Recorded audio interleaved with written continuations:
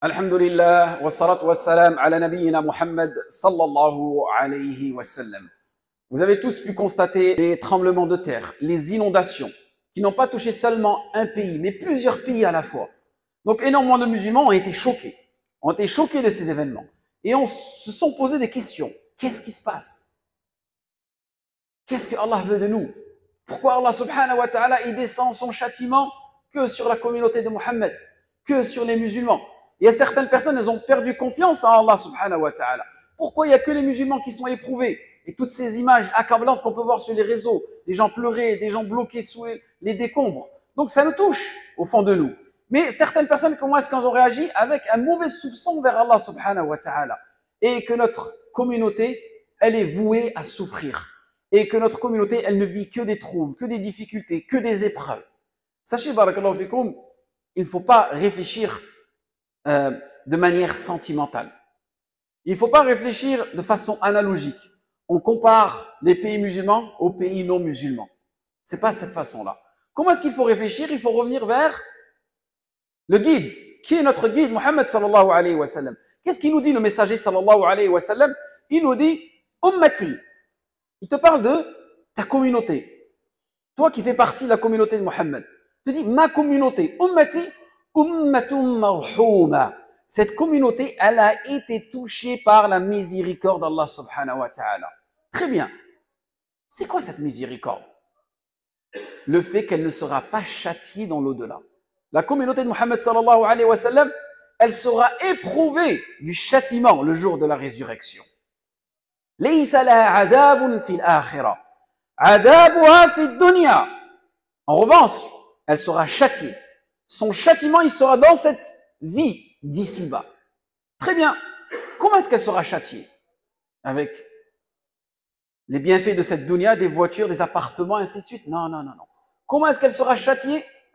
Bizalazil, wal fitan, wal qatl. Allah subhanahu wa ta'ala, comment est-ce qu'il châtie la communauté de Muhammad sallallahu alayhi wa sallam dans cette dunya? En les éprouvant par des tremblements de terre, par des inondations, par des épreuves, par le meurtre, par énormément d'autres épreuves et troubles qu'on peut constater ces 20, 30, 50, ces derniers siècles qui touchent la communauté de Muhammad sallallahu alayhi wa sallam. Donc lorsque tu comprends qu'en réalité, ta vie dans cette dunya, ce sera tout simplement des épreuves. Pourquoi? Parce que le but principal, c'est d'être éprouvé dans cette dunya ou d'être épargné le jour du jugement dernier. D'être épargné le jour du jugement dernier. Parce que dans cette dunya, tu vas être éprouvé, tu vas patienter. Mais dans la akhira, tu crois que tu vas pouvoir patienter face au feu de l'enfer? Qui peut patienter? Ne serait-ce qu'à 50 degrés Celsius de chaleur. On ne peut même pas y patienter.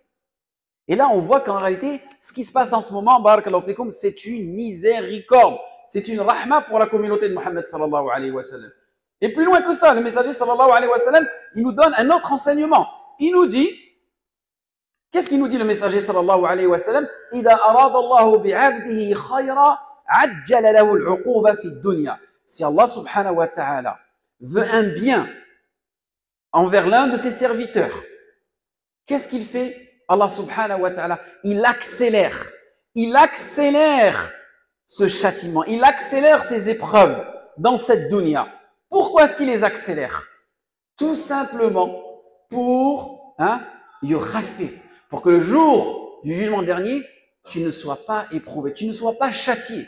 En revanche, une personne qu'Allah subhanahu wa ta'ala n'aime pas, ou Allah subhanahu wa ta'ala veut du mal à cette personne-là, qu'est-ce qu'il fait Allah subhanahu wa ta'ala? Il retient son châtiment dans cette dunya. Cette personne-là, elle n'est pas touchée dans cette dunya.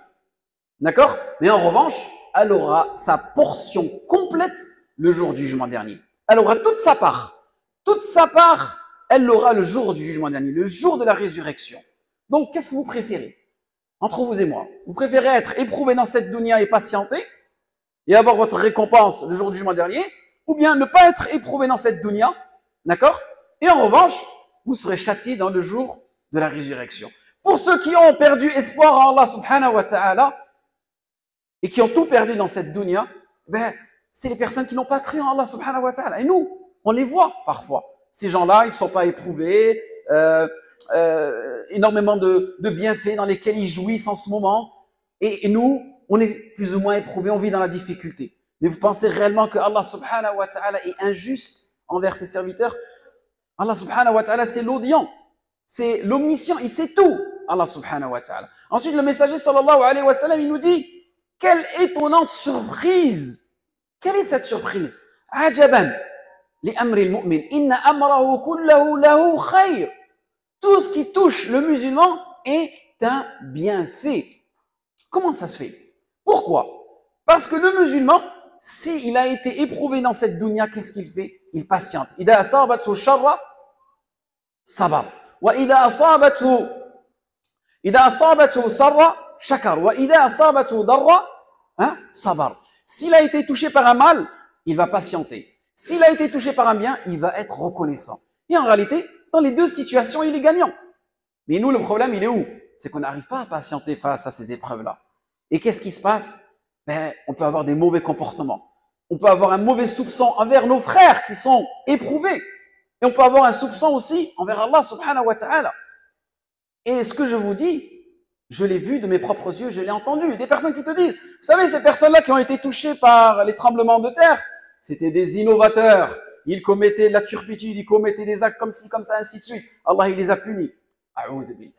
Comment est-ce que tu peux dire ça de ton frère musulman? Est-ce que tu es rentré dans son cœur? Et ces enfants qui sont décédés. Et certaines personnes, elles ont sorti tout simplement la haine qu'elles avaient dans leur cœur envers ces gens-là. Ne les aidez pas, ne faites pas ceci, ne donnez pas à cela, donnez à ceci. Pourquoi ils refusent l'aide de Foulane, ainsi de suite. Pourquoi vous donnez qu'à ces gens-là? Pourquoi vous donnez qu'à ces personnes-là? Laissez-les, ils ont que ce qu'ils en méritent. Quand ça sort de la bouche de musulmans, c'est là où on voit que, subhanallah, en vérité, les cœurs, ils sont chargés. Les cœurs, ils sont chargés par l'animosité, par la haine. Et la haine, en vérité, c'est tout simplement ces paroles qui sortent ou bien ces actes qui se manifestent. Donc c'est pour ça qu'on demande à Allah subhanahu wa ta'ala qu'il nous préserve de cette haine-là. Parce qu'on ne pourra jamais, jamais devenir une communauté fraternelle qui a tout simplement fraternisé ses liens si on ne se débarrasse pas de ces impuretés qui sont dans nos cœurs. Et Allah subhanahu wa ta'ala, à travers ces scènes que vous avez pu voir, le but suprême, c'est quoi? C'est que tout simplement, on retisse les liens avec nos frères, avec nos familles, avec les différents pays. Et que toutes ces frontières qui existent aujourd'hui, en réalité, ni Allah, ni son messager ne les a mises. Elles viennent tout simplement de la colonisation. Elles viennent tout simplement, on va dire, d'une histoire qui est venue séparer les musulmans. Cette histoire-là, on doit s'en dépasser. On doit en sortir. On ne doit pas agir comme des colonisés aujourd'hui. Notre cœur, s'il doit être colonisé, c'est par la foi et basta, et rien d'autre. C'est ce que nous devons rechercher à travers ces épreuves-là, Allah ibarik fikum. Et aussi, le messager sallallahu alayhi wa sallam nous dit, quand la communauté de Mohammed sallallahu alayhi wa sallam, elle sera touchée, tarahum, vous les verrez, fi tawaddihim, wa tarahufihim, wa ta'atufihim, kamathali al-jasadi al-wahid. C'est-à-dire que les musulmans, lorsqu'ils sont touchés, vous les verrez, ils sont aimants entre eux, ils sont remplis d'affection, ils sont patients, solidaires les uns vers les autres, comme un corps. Regardez votre corps à vous. Lorsque vous êtes touché, lorsque vous êtes malade, vous avez mal à la tête, est-ce que c'est seulement une partie de votre corps qui est atteinte ou c'est le corps entier? C'est le corps entier qui est touché. Eh bien, le musulman, c'est comme un corps. Lorsque une partie de la communauté est touchée, lorsqu'un membre de ton corps est touché, eh bien, c'est tout ton corps qui est touché. Tu dois ressentir ça. Si tu ne ressens pas ça au fond de ton cœur, sache que tu as encore des maladies. Comme l'a mentionné le messager sallallahu alayhi wa sallam, wala tahasadu, cette jalousie qui vient tout simplement brûler nos hasanats, qui vient cramer nos hasanats. Et le messager sallallahu alayhi wa sallam dit, ce que tu n'aimes pas pour toi-même, tu l'aimes pas pour ton frère, sache que tu es une personne jalouse. Et la jalousie, il y a différents niveaux de jalousie. Il y a des personnes sont tellement jalouses qu'elles aimeraient que tout le mal qu'une communauté a été touchée par ce mal-là, qu'elle aussi, elle soit touchée. Ou que tout simplement la ni'ma, les bienfaits dans lesquels tu es, que ces ni'ma, elles disparaissent et qu'il n'y a que lui qui peut s'en accaparer. Et là, on le voit aussi même dans le domaine humanitaire. Vous avez de la jalousie entre les différentes personnes qui vont essayer, ou les différentes organisations. Pourquoi c'est vous qui vous occupez de cette région-là? Pourquoi il n'y a que vous qui ramassez d'argent? Pourquoi c'est vous? Non. C'est pas comme ça qu'on doit réagir dans ces situations-là. On est dans une situation de difficulté, on est dans une situation de deuil. Donc, on doit essayer de fortifier les liens. C'est l'une des raisons pourquoi Allah subhanahu wa ta'ala, il nous a éprouvés Et pourquoi il a éprouvé la communauté de Mohammed sallallahu alayhi wa sallam, pour voir si vraiment, si réellement on est réceptif. Est-ce qu'on est genre ce type de personnes qui disent Akhi, Akhi, Akhi, mais qu'au fond de lui, c'est juste un sentiment. C'est pas une réalité. C'est pas une action verbale ou une action physique. Non, c'est tout simplement l'iddia, c'est se prétendre être frère. Non, la réelle fraternité, Allah yabarik fikoum, c'est que lorsque tu arrives à ressentir ce que tu ressens pour toi-même comme bien, tu aimerais que ton frère aussi soit touché par ce bien. Et c'est sur ceci que nous devons travailler. C'est vraiment quelque chose de très très important pour pouvoir atteindre les finalités, les hauts degrés de la foi. Car la foi, elle a différents niveaux. Mais si tu veux vraiment atteindre le summum de la foi, c'est à travers ces épreuves-là où Allah subhanahu wa ta'ala, il va te tester. Ensuite, n'oubliez pas, barakallahu fikoum, comme nous l'a dit Allah subhanahu wa ta'ala, هَذَا بَيَانُ لِلنَّاسِ وَهُدًى وَمَوْعِظَةٌ لِلْمُتَّقِينَ. Ce que vous voyez aujourd'hui dans les écrans, ce que vous voyez aujourd'hui à travers vos téléphones, c'est un récit clair que le messager sallallahu alayhi wa sallam nous met en avant. À la fin, que nous nous exhortions et que nous revenions vers Allah subhanahu wa ta'ala. Et Allah nous dit وَلَا تَهِنُوا وَلَا تَحْزَنُوا وَأَنْتُمُ الْأَعْلَوْنَ إِن كُنتُم مُؤْمِنِينَ. Ne vous attristez pas et ne fléchissez pas dans ces moments de difficulté. Seulement, vous pourrez réussir si vous êtes vraiment, vraiment des croyants. إِن يَمْسَسْكُمْ قَرْحٌ فَقَدْ مَسَّ الْقَوْمَ قَرْحٌ مِثْلُهُ. Si vous pensez que aujourd'hui vous avez été touché, vous avez été atteint par ces calamités-là, sachez que aussi les autres communautés, les autres civilisations, elles ont été touchées et elles aussi, elles seront touchées. تِلْكَ الْأَيَّامُ نُدَاوِلُهَا بَيْنَ النَّاسِ. Et regardez l'alternance des jours. Comment Allah subhanahu wa ta'ala, il change les événements. Un jour, c'est vous qui êtes dans une ni'ma. Dans un autre jour, c'est vous-même qui vous retrouvez dans une niqma. Vous vous retrouvez dans une difficulté. Et l'alternance. Regardez l'alternance du jour et de la nuit. Ben, l'alternance des cœurs aussi. Parfois, on se sent éprouvé. Parfois, on se sent au fond du gouffre.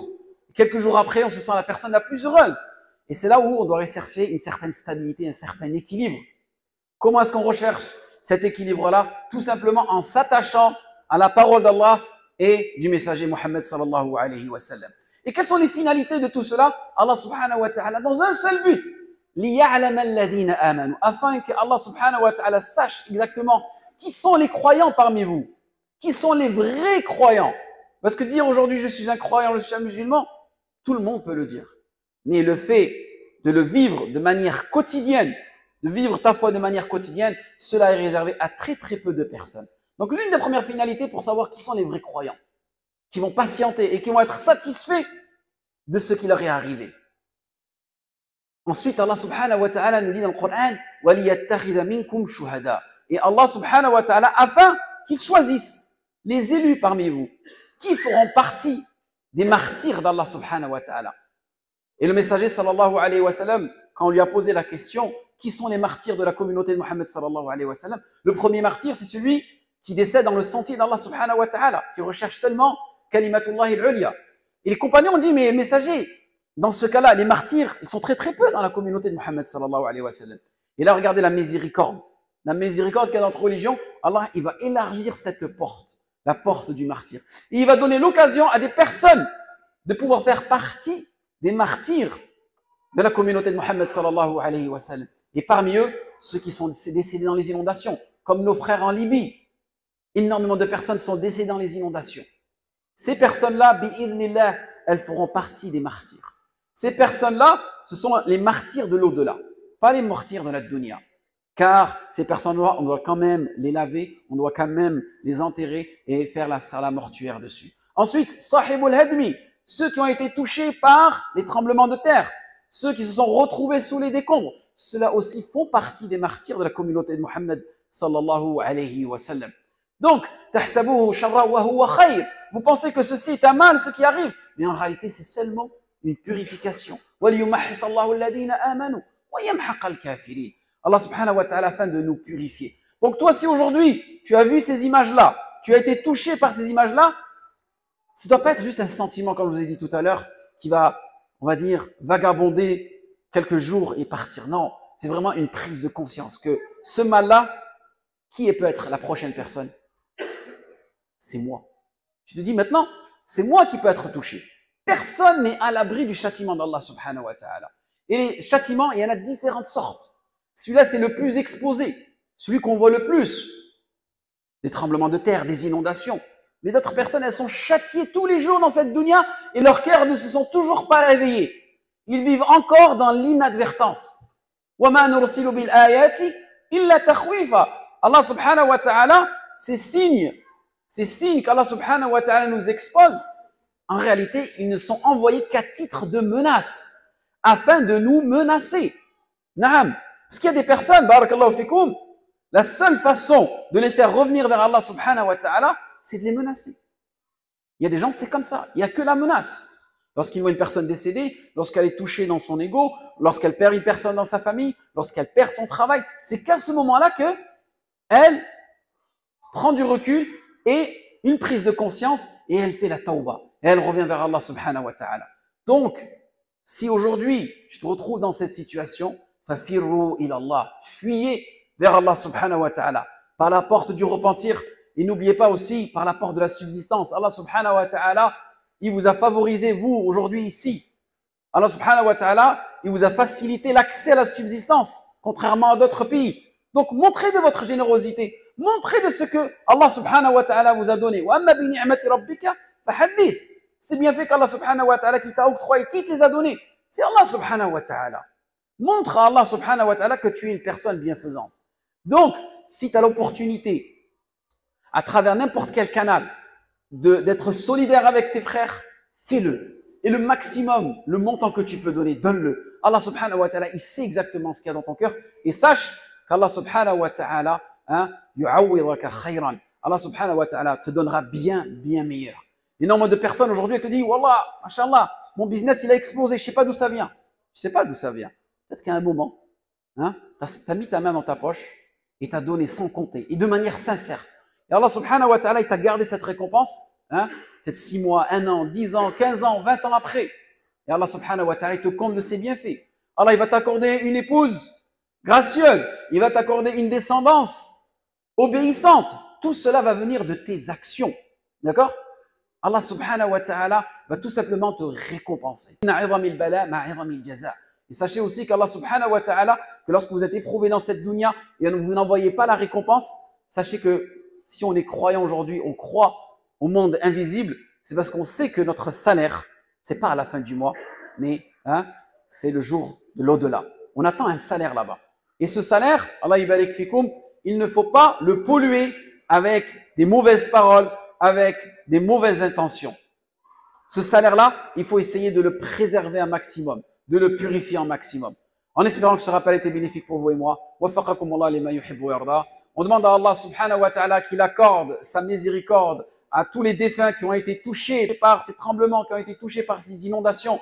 On demande à Allah subhanahu wa ta'ala qu'il leur accorde le martyre. On demande à Allah subhanahu wa ta'ala aussi qu'il consolide, qu'il facilite à ces familles-là. Énormément de personnes aujourd'hui sont orphelins. Énormément de personnes aujourd'hui sont sans frère, sans sœur, sans père, sans toit. Vous allez tous rentrer chez vous là. Vous allez tous aller manger un kebab, un sandwich. Ce soir, vous allez dormir, vous avez votre lit, vous avez votre toit. Moi, j'ai été il y a quelques jours. Voilà, il y a des personnes, elles sont encore dans le besoin. Elles attendent votre aide. Parce qu'elles savent qu'elles ont des frères de l'autre côté de la Méditerranée. Peu importe ta couleur de peau, peu importe ton statut social, ce lien fraternel qu'on doit tisser, c'est maintenant. C'est maintenant. Parce que si on ne le fait pas, sachez que ce sera nous, les prochains éprouvés. سبحانك بحمدك استغفر الله واتوب اليك ربنا اننا ظلمنا انفسنا وان لم تغفر لنا وترحمنا لنكونن من الخاسرين ربنا ارحم موتانا وموتى المسلمين اللهم الف بين قلوبنا اللهم ارحم موتانا اللهم تقبل منا الشهداء يا رب العالمين اللهم يسر جميع المسلمين فيما يحبه الله ويرضاه الله يأمر بالعدل والإحسان ربنا آتنا في الدنيا حسنة وفي الآخرة حسنة وقنا عذاب النار قوموا لصلاتكم